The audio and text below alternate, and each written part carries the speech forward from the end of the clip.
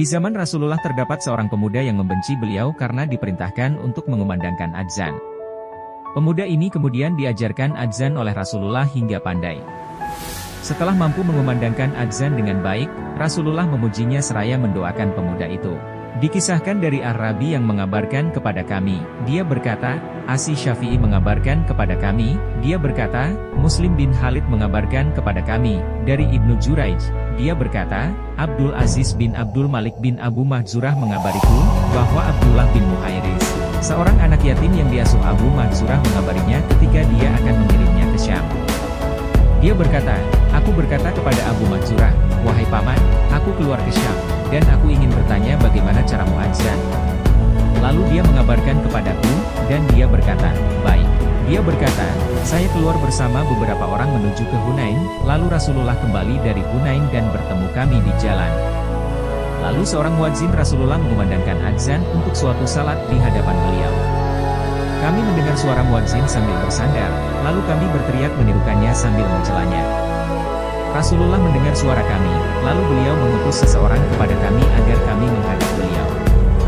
Rasulullah bersabda, siapa di antara kalian yang tadi saya dengar suaranya sedemikian tinggi? Semua orang menunjuk ke arahku. Beliau lantas melepas mereka dan menahanku. Rasulullah pun bersabda, berdiri dan adzanlah untuk salat.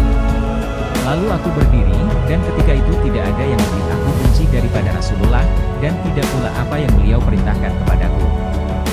Aku berdiri di hadapan Rasulullah, lalu beliau sendiri yang menyampaikan cara adzan kepadaku.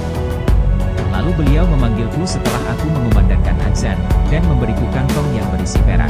Rasulullah kemudian meletakkan tangannya pada ubun-ubun Abu Mahzurah, lalu mengusapkannya pada wajahnya, lalu bagian di antara kedua tangannya, lalu jantungnya, hingga tangan Rasulullah sampai pada pusar Abu Mahzurah.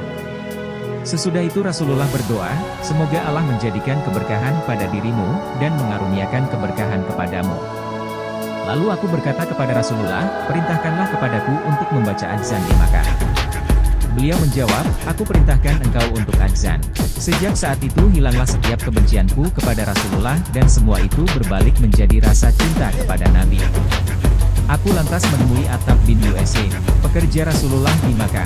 Lalu aku mengumandangkan adzan untuk salat atas perintah Rasulullah. Asy Syafi'i berkata, adzan dan iqamah itu seperti yang saya ceritakan dari keluarga Abu Mahzurah. Barang siapa yang mengurangi sedikit saja darinya, atau mendahulukan yang akhir, maka dia harus mengulangi hingga membaca apa yang dia kurangi, dan hingga ia membaca setiap kalimat pada tempatnya. Muadzin pertama dan muadzin kedua sama dalam membaca kalimat adzan.